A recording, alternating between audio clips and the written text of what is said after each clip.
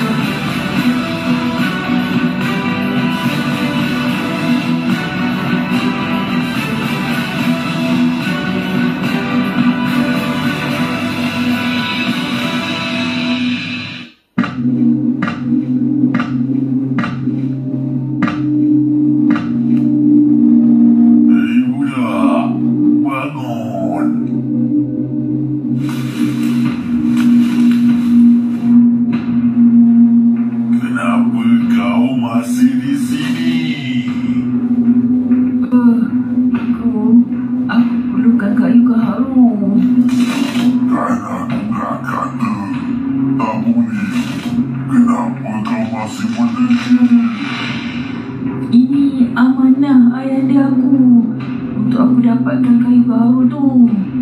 Aku tak akan pergi dari sini sampai kau benarkan aku ambil sedikit kayu gaharu. Walaupun kau tahu kau akan mati kelaparan di sini, baiklah, sebagai penjaga hutan ini, aku tak boleh membiarkan siapa-siapa teranaya, termasuklah engkau.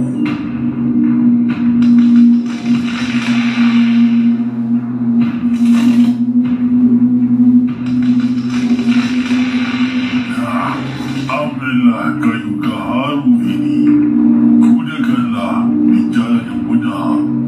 Aku yakin kau layak menggunakannya.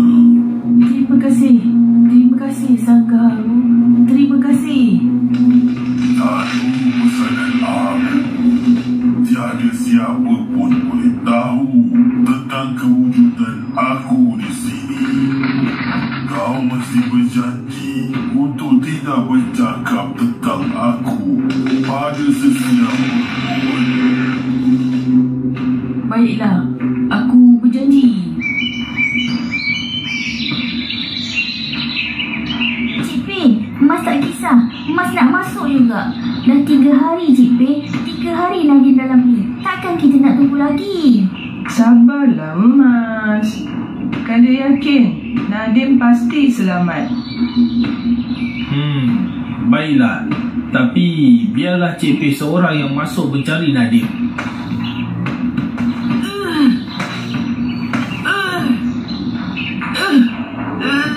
Nadim!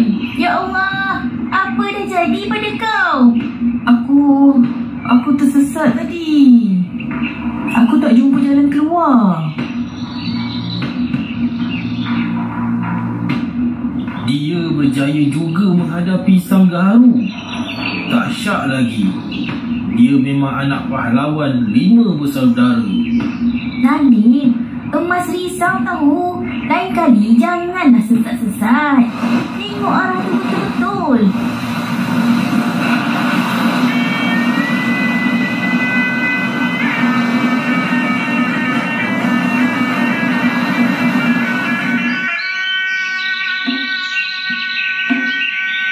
Alhamdulillah. Tahniah Nadim. Lengkap sudah kesemua barang amanat yang ayahanda mahukan. Batu delima merah, besi swastika sakti, dan hulu kayu gaharu. Kini masanya Nadim perlu membawa kesemua barangan ini kepada adik guru keris sastika, pembuat keris teragung yang tinggal di Gua Tempurung. Gua Tempurung? Ya. Kenapa anak anda perlu bertemu dengan adik guru keris sastika kalau sekadar untuk menempa dan membuat keris?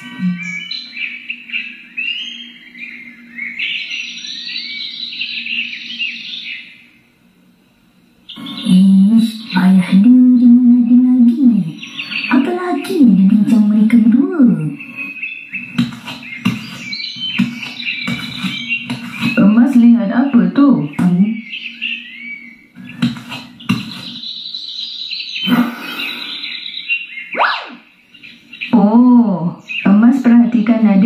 Ayahanda. Kanda, tengok ayahanda tu.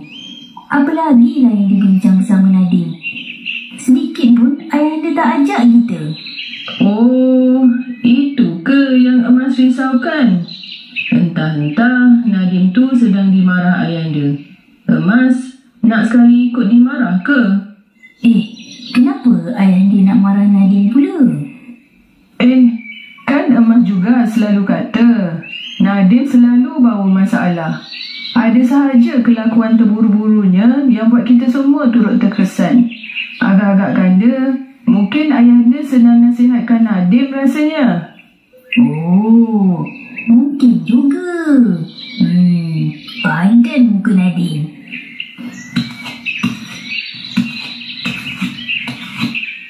Emas. Ayahanda, bukankah di Kota Melaka ini mempunyai ramai penempur keris yang hebat-hebat? Nadim, ketiga-tiga bahan ini bukan orang sembarangan yang berkebolehan membuatnya kalau belum cukup ilmu mereka. Percayalah, setiap cabaran dan pengorbanan pasti ada hikmah di sebaliknya yang lebih besar yang kita sendiri tidak sangka-sangka. Untuk menjadi pendekar, Nadim perlu bersedia untuk mempersiapkan diri untuk berdepan dengan apa jua cabaran yang mendatang. Baiklah, faham ayahanda. Nadim, pengembaraan dan cabaran kali ini, Nadim tidak boleh ditemani sesiapa. Tapi kenapa? Nadim tak yakin dapat pergi sendiri. Nanti Nadim akan tahu jua. Ingat, sifat seorang pendekar adalah bersabar. Ayahanda yakin Nadim akan selamat pergi dan kembali. Berehatlah dulu malam ini. Esok pagi Nadim akan mulakan perjalanan Nadim. Baiklah ayahanda.